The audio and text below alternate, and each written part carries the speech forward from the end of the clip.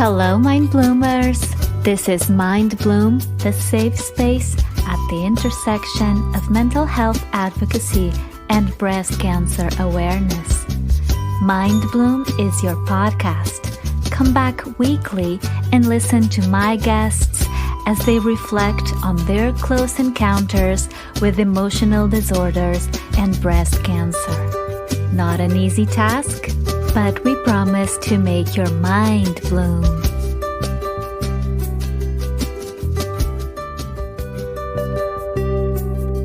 Hello, Mind Bloomers. This is Marina Gee, your host, and this is Mind Bloom. Please remember, the content provided by Mind Bloom is not intended to be a substitute for medical advice, diagnosis, or treatment.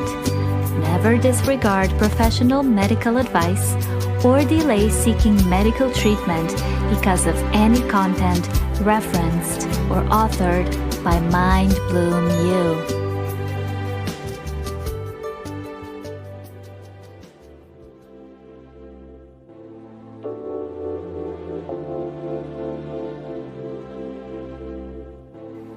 Hi guys! Welcome to episode 34 of Mind Bloom, the first episode of 2021. It seems like we've turned the page on 2020, but it doesn't look like we have. We're still confined to our apartments, most of us. We're still getting tested or showing symptoms of COVID-19. We are waiting for a vaccine, that's for sure. And I want to say a few million in the world have already had a chance to get inoculated with the coronavirus antibody. So maybe change is happening after all. It's just so slow that we can't really tell. It's like sitting and watching grass grow, right?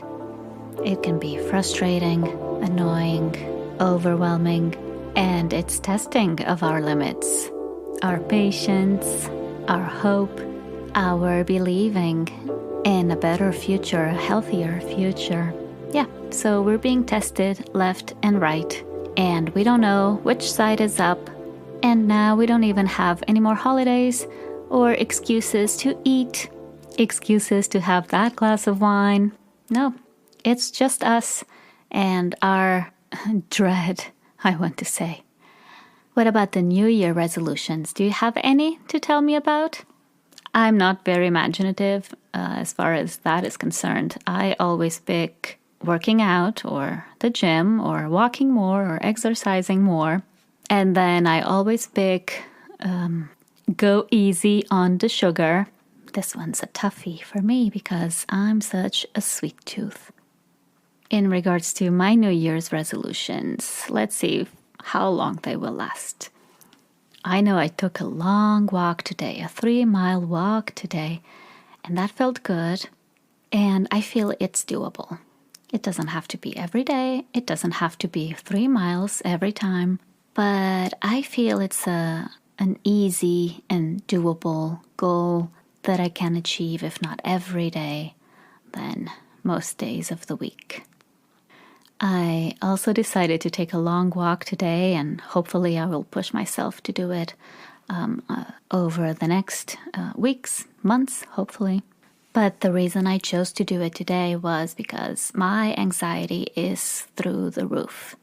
So instead of suffering in inaction, I just put on my running shoes and went for a long hike in the park. I was listening to an audiobook on dealing with dread, fear, inability to accept uncertainty, and the author mentioned a few of the feelings one may feel when experiencing these peaks of anxiety, I want to call them. And he mentioned anger, and at that very moment, as I was walking in the park in a cold Monday morning, it hit me. It's anger, today at least. And maybe that's why it's so intolerable and painful, and it fills up your whole chest of nasty, negative things and thoughts and fears. We usually call everything anxiety. I do, for sure.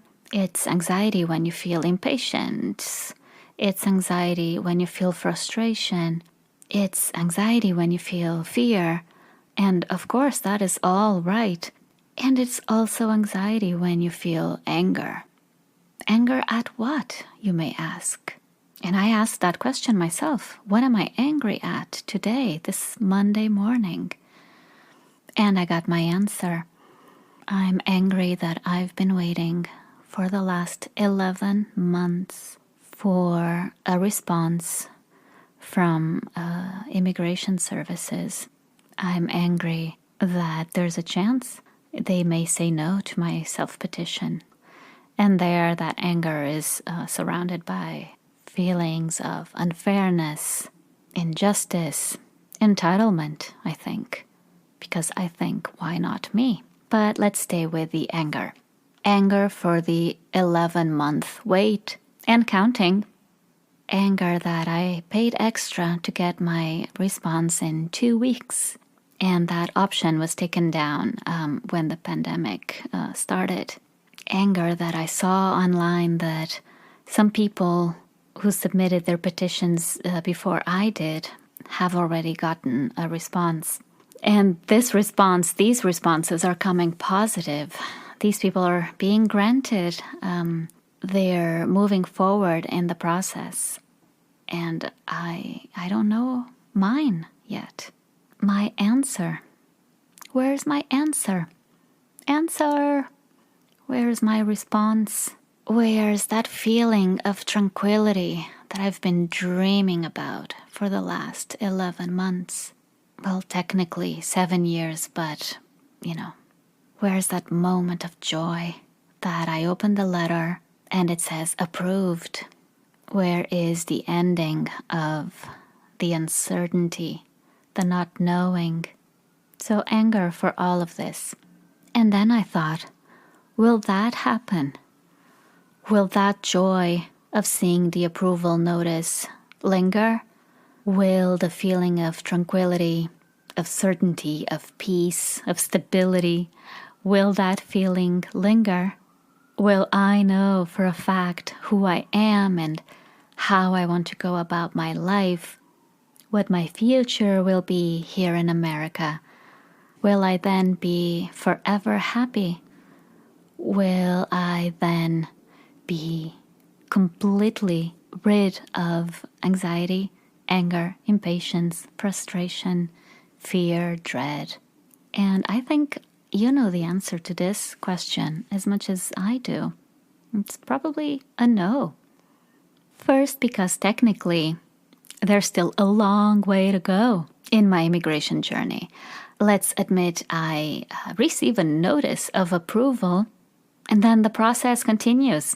The next steps are, if I'm not mistaken, requesting authorization to work, requesting authorization to travel, that is to be able to leave this country and come back safely in terms of border control and immigration.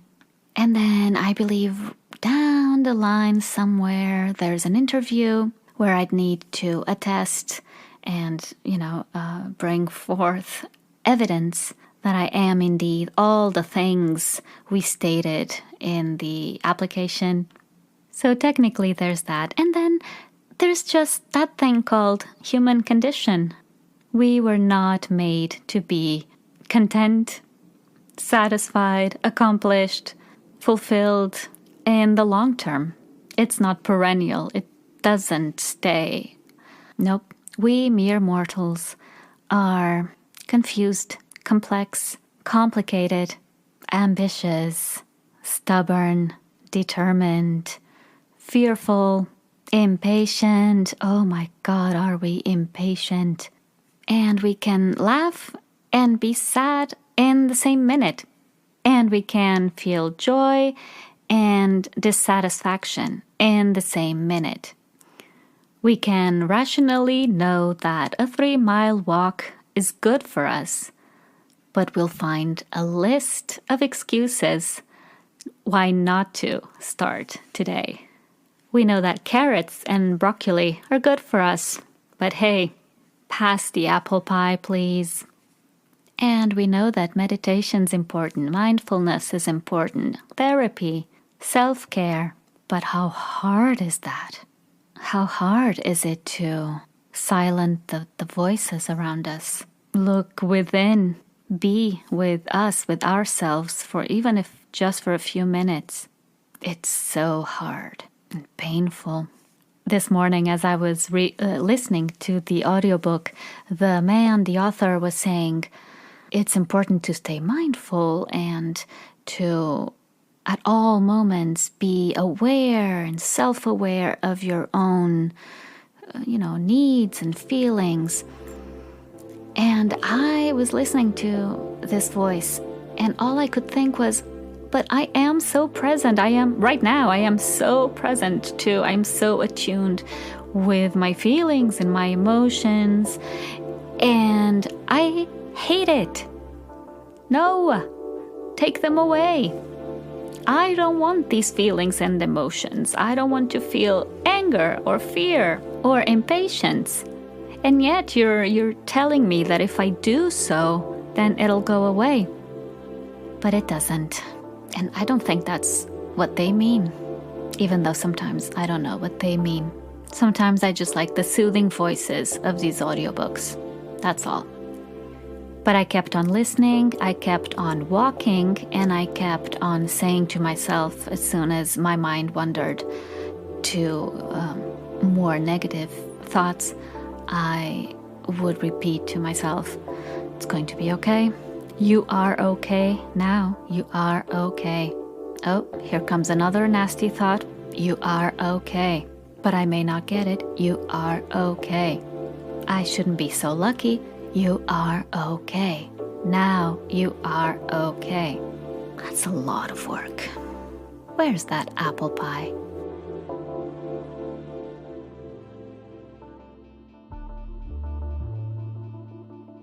My guests today are Jill and Hunter. They are the co-founders of CCAP Across the Map, a nonprofit organization that aims at spreading awareness and tools and information about cervical cancer. Soon enough, CCAP Across the Map hopes to expand its scope and encompass ovary cancer, breast cancer. The potential and the richness of this institution is immense, and I am so proud to have met Jill and Hunter and to witness the work of CCAP. My guests have not yet graduated from college, and they co-founded their organization when still in high school. So I'm a little bit in awe of the guests I have for you today. You will want to listen through. The conversation is so engaging. They are so much fun to talk to, and they know so much about cervical cancer and the things that can be done to prevent it. So enjoy my interview with Jill and Hunter. It's right after this.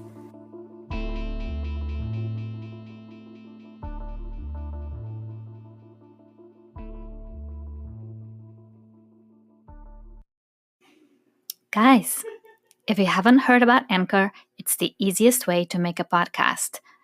Turns out it's free. There's creation tools that allow you to record and edit your podcast right from your phone or your computer.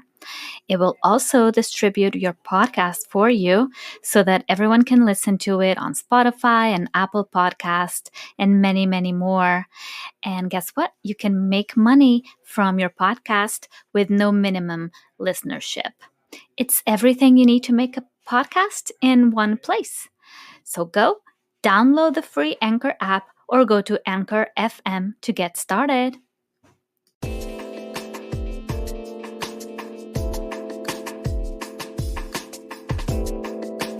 Hi, Jill and Hunter. Hello, welcome to Mind Bloom.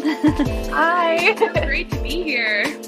I am so excited. This is long overdue. This conversation we're about to have is long overdue. I've been a big fan of your work.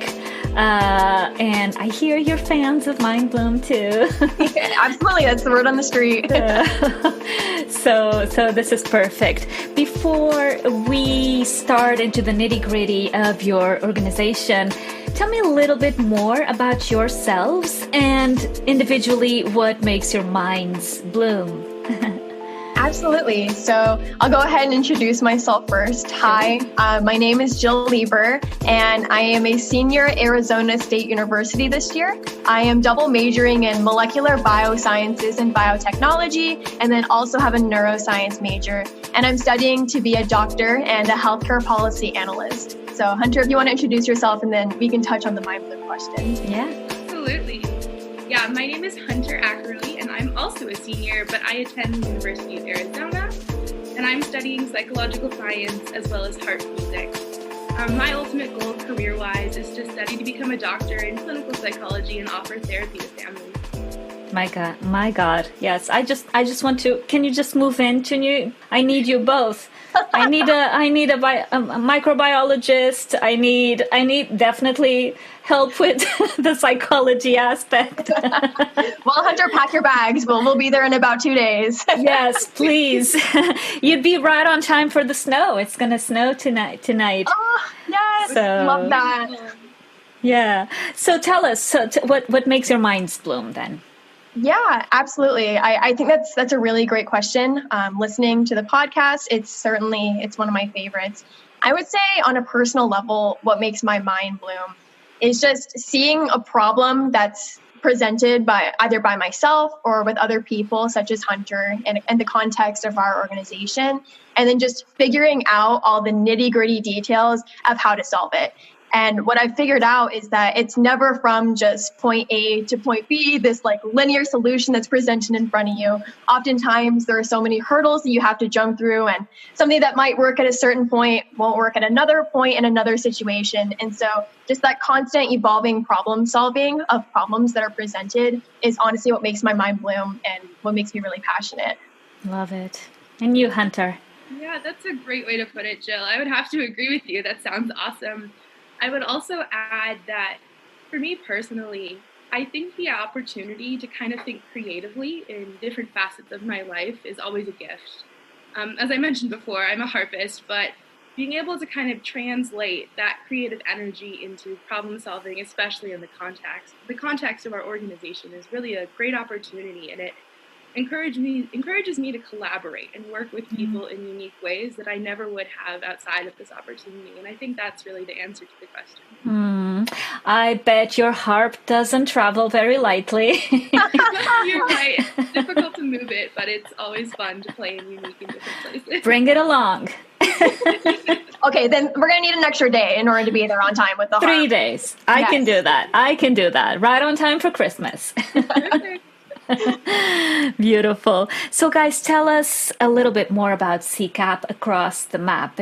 I know a little bit about it. I love the organization, but our listeners may have not heard about it. So that's the whole point why we're having this conversation. Tell us more. Absolutely. So Jill and I, we're the co-founders of CCAP Across the Map.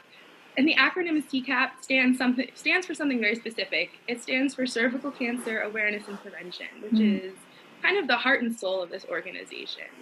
We're a 501c3 nonprofit organization, and we work to decrease the global rate of cervical cancer through providing cervical health education and increasing access to HPV vaccines and diagnostic screening measures to under-resourced areas around the world. And we're continuing to grow and expand on this mission that really drives and propels us forward. Yeah, so after Hunter and I graduated from high school, we just really wanted to combine forces to do something to benefit the world. We were actually sitting in a Starbucks that was no more than 5 minutes from my house when the idea kind of came to us. And so we really just needed a cause that we were both passionate about. So we did a very quick Google search about just global problems that the world is plagued with. And we were really interested in women's health in particular because of how chronically underserved it is in so many areas of the world, including the United States, where we both live. So that's why we really started focusing and honing in on women's health specifically. But we also just really were compelled by the cause of cervical cancer because it's actually quite preventable with the HPV vaccine and consistent diagnostic screening. But so many areas lack that technology. And that's why the majority of cases actually do happen in low income, under-resourced areas. So very typical and average high schoolers who just decide to save the world. I mean, why not? Let's just start a nonprofit and raise awareness for cervical cancer. Yes. Casual Tuesdays is what we like to call it in retrospect. Exactly. No, I applaud you. It's an honor to speak with you in person and an honor to get to know what you do on a daily basis in favor of this cause. And I'm sure we're going to be hearing so much more about your programs, your projects, and the people you've saved around the world, really, the women in this case. As women, as an audience, particularly involved with breast cancer and with mental health as well, why is it important for us mind bloomers to get involved with the mission of CCAP Across the Map? Yeah, absolutely. I would honestly say that the mission of CCAP Across the Map is not only applicable to cervical cancer. At the core of our mission is just getting tested and upholding those preventative factors for different maladies, including cancers. And that can extend to breast cancer, ovarian cancer, pretty much any type of cancer. And so really just the heart of CCAP Across the Map is so universally applicable to other areas as well. Yeah. Yeah. Absolutely, yeah. And it's really kind of a unique situation when it comes to cervical cancer awareness and prevention because actually, according to the National Cancer Institute, globally, widespread HPV vaccination has the potential to actually reduce cervical cancer incidence by as much as 90%. So that's kind of why we started in this specific area and why, as Jill just said, we are branching out from cervical cancer, but using the model of prevention and early diagnosis and the awareness that comes with that to really emphasize the importance of the mission and caring about these things that we can prevent or work towards preventing. Yeah. So I'm really curious now to learn more about how you work, how your operations work, what projects you have in the pike, and just how your daily routine goes in terms of CCAP Across the Map. I know you have an Instagram account. We follow each other, and we followed each other for a long, long time. You were actually one of the first accounts I encountered. Yeah, absolutely. Because I thought, cervical, oh my gosh, this is so preventable. It's so simple. And yet, even in the United States, with especially the anti-vaxxers community, I would imagine that it's not as preventable as it could be, right? Absolutely, yeah. So, and I'll put links in the show notes to all the things. I saw you have an a PayPal account as well for donations, and all of that will be in the show notes. So please give me just a little rundown of all the things you are implementing as we speak. Yeah, absolutely. So we kind of bifurcate our business model into international projects since we are headquartered in the United States, and then additionally domestic programs that we do carry out in the United States. So just starting with our international presence, we're currently working in 2 countries outside of the US, and those 2 countries are Mexico and Uganda. So in June of 2020, Hunter and I actually had the opportunity to go to Jalisco, Mexico, and we worked with another nonprofit organization called the TIA Foundation, and then additionally local doctors and volunteers in the area to carry out this project. And so what the project is that we educated 23 community health workers in HPV vaccination and HPV prevention, and then additionally the importance of consistent diagnostic screening. And so together, those 23 community health workers now serve 15,000 people in total who otherwise do not have access to doctors or other medical personnel. So we additionally have 3 ongoing projects in the area, if you want to touch on that, Hunter. Absolutely. So after we were there, we made amazing connections in the community, and we were able to kind of do a better needs assessment by actually being there and connecting with the community. So from that, we developed 3 ongoing projects. The first is increasing HPV vaccination rates among girls living in orphanages. This is because the government actually pays for the vaccines for girls ages 9 through 12, but girls living in orphanages actually have lower vaccination rates compared to the girls who don't. The second project is closely tied to this in kind of the idea of increasing HPV vaccination rates. So what we're doing is we're hosting an educational campaign for HPV vaccination for boys, since primarily only girls are vaccinated in the Jalisco, Mexico area. Even though the HPV vaccine can actually cause other types of cancers, including anal and oral cancers. So it's really important to kind of have that holistic viewpoint and that education about how HPV can affect more than just girls, more than just cervical cancer, but again, branching out into those other cancers as we talked about before. And then the last project is really special to me as a psychology major. We're hosting a mentorship program as well to counsel middle school children on cancer prevention habits in their schools. So that's a really great opportunity to connect with people on that mental health and that behavioral level and kind of talk to them about preventative measures and basically health education in a way that's accessible. And you do this while you're about to graduate from college. Okay. I retire. Goodbye. We're both going into our last semester, so they always tell you that college goes by so fast, but you never actually believe it until it happens to you, and just whoosh, like the cap and gown is being shipped to my house as we speak. So it's really crazy. Wow. And during a pandemic. Yes, that's been very, very difficult in a lot of ways, but has also provided opportunities for revamping our business model. Yeah, absolutely. So CCAP at this point is almost 4 years old. Yes, it'll have its 4th birthday in May of this year. So yay, milestone. Beautiful. Yeah, absolutely. So how can we get involved with CCAP Across the Map? Absolutely. So ever since Hunter and I started this at that local Tucson Starbucks, we've actually gotten a team of people behind us. So we have that internal team of about 15 members. Some of them are here in the United States. Some of them are in Mexico. And then some of them are actually in Uganda, which is our next international project site. But we are always looking for more community involvement on a local level, and then additionally more volunteers. So the best way to get involved with us is just to reach out to us on our social media, most likely our Instagram or our Facebook, because our website is currently being revamped, and we can definitely find a place for people. We're always looking to expand, always looking to just bring people to this mission that's so close to our hearts. So I'd say that's the best way to do it. That's amazing. I want to volunteer now. I want to More than welcome. I'm hired.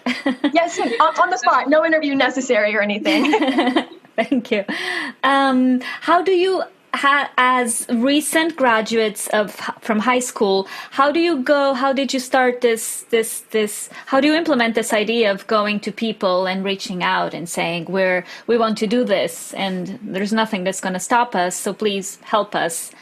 How did you do this? And I'm putting you on the spot because we didn't talk about this, but I just want to know more. And if it's possible, why absolutely. Not? So that's another funny story that takes us to another local coffee chain. We were sitting at an IHOP in Tucson that's no more than 20 minutes from my house.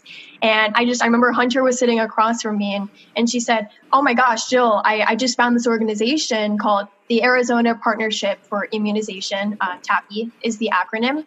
And so we went to a TAPI meeting and we just became instantly so connected with so many other people. We became connected with people from Merck, which is actually the manufacturer of the HPV vaccine, people from the National Cervical Cancer Coalition, people from the American Cancer Society. Wow. And so that was really just our first official footing into having recognition and to having external support other than our internal team members. And then from there, we've used other organizations that we've had the opportunity to partner with as stepping stones. So Hunter, if you want to touch more on our international partners and our domestic partners too, that'd be good.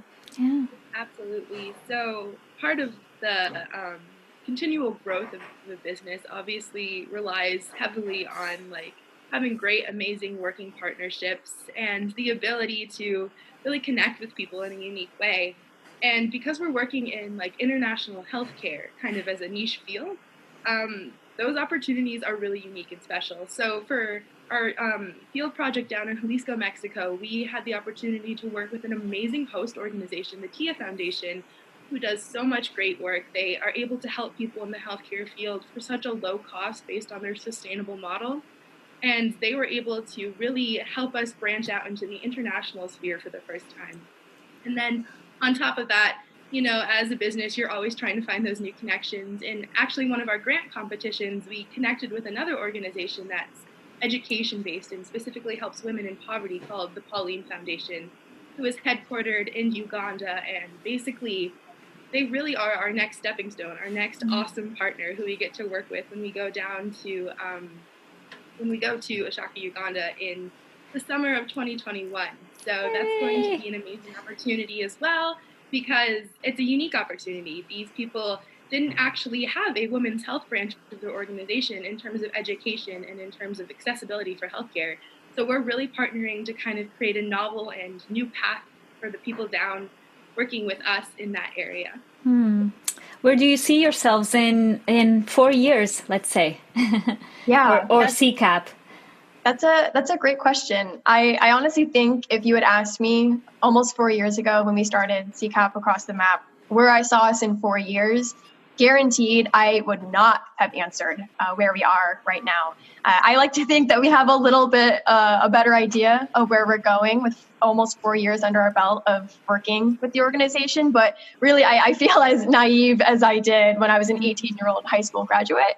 I would definitely like to see us in a few more countries. Like Hunter said, we're going to be going to Uganda in the summer of 2021 to educate more community health workers and establish a satellite team while we're there for sustainable goals that we can always uphold. And then our next project sites are most likely going to be Ghana and Nigeria. So hopefully in 4 years, we can complete those and have some more programs and projects rolling out in the countries that we're already involved in Mexico and the United States. Yes. And it'll be my big pleasure to interview you again. We love that. For sure. I would love to have an update on your work.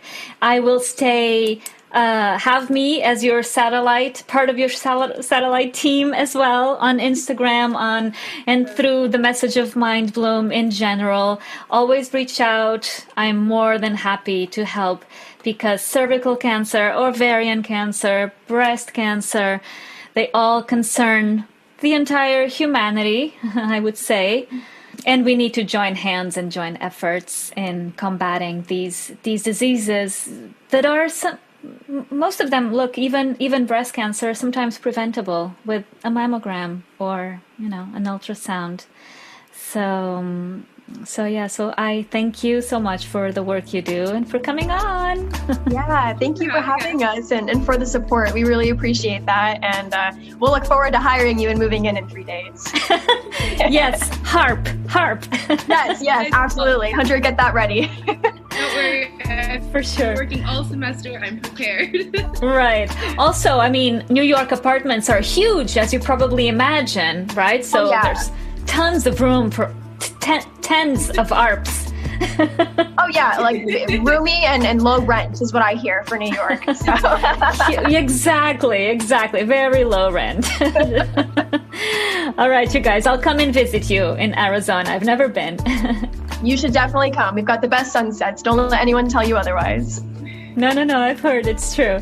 All right, guys, I wish you all the best. Always reach out. I'm right here in Mind Bloom, and I'm sure the listeners as well are right here to support you in any way they can. I'll also put a link, as I said, to your PayPal funding account, because nothing can be done without, I'm sure, as well, financial support, right? So, absolutely. Guys, everyone, it's the beginning of the new year. Go and support CCAP Across the Map. Thank you.